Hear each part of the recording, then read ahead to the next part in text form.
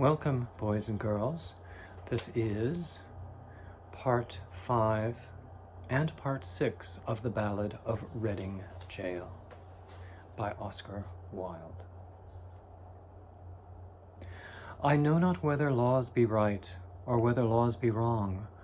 All that we know who lie in jail is that the wall is strong, and that each day is like a year whose days are long. But this I know, that every law that men have made for man, since man first took his brother's life, and the sad world began, but straws the wheat and saves the chaff with a most evil fan. This too I know, and wise it were if each could know the same, that every prison that men build is built with bricks of shame, and bound with bars lest Christ should see how men their brothers maim. With bars they blur the gracious moon, and blind the goodly sun, and they do well to hide their hell, for in it things are done that Son of God nor Son of Man ever should look upon. The vilest deeds, like poison weeds, bloom well in prison air. It is only what is good in man that wastes and withers there. Pale anguish keeps the heavy gate, and the warder is despair. For they starve the little frightened child till it weeps both night and day, and they scourge the weak and flog the fool and gibe the old and gray.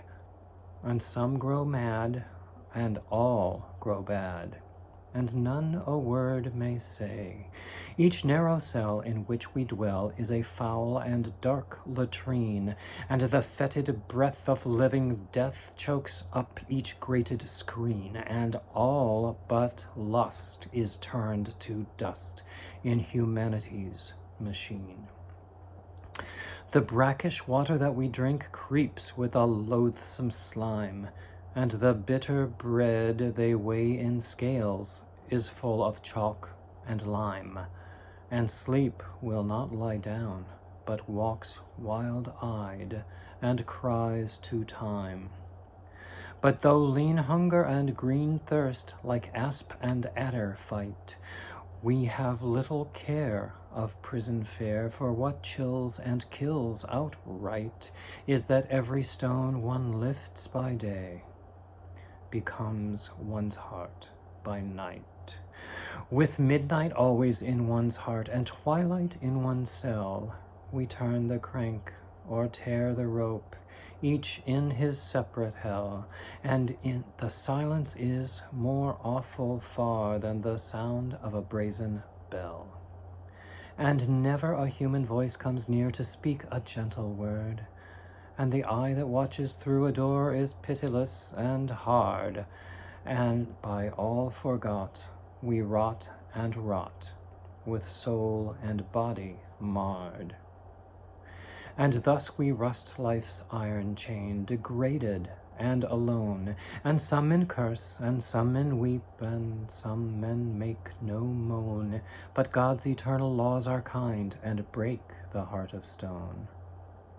And every human heart that breaks in prison cell or yard is as that broken box that gave its treasure to the Lord, and filled the unclean leper's house with the scent of costliest nard.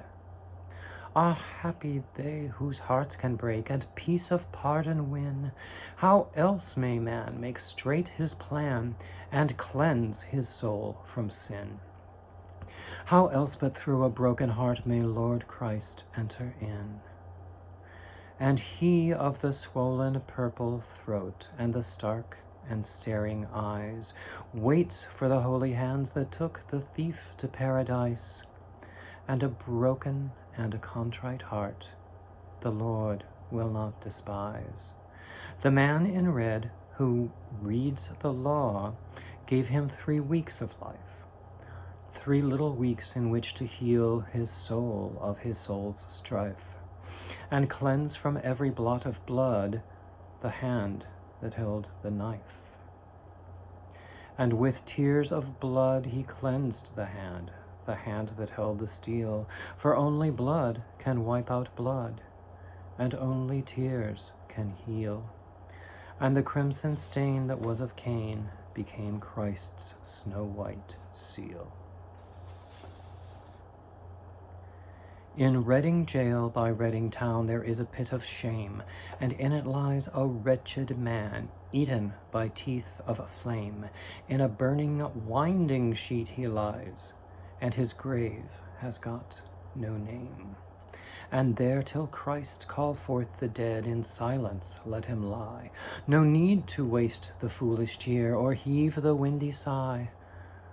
The man had killed the thing he loved, and so he had to die. And all men kill the thing they love. By all let this be heard. Some do it with a bitter look, some with a flattering word. The coward does it with a kiss, the brave man with a sword. End of the Ballad of Reading Gaol.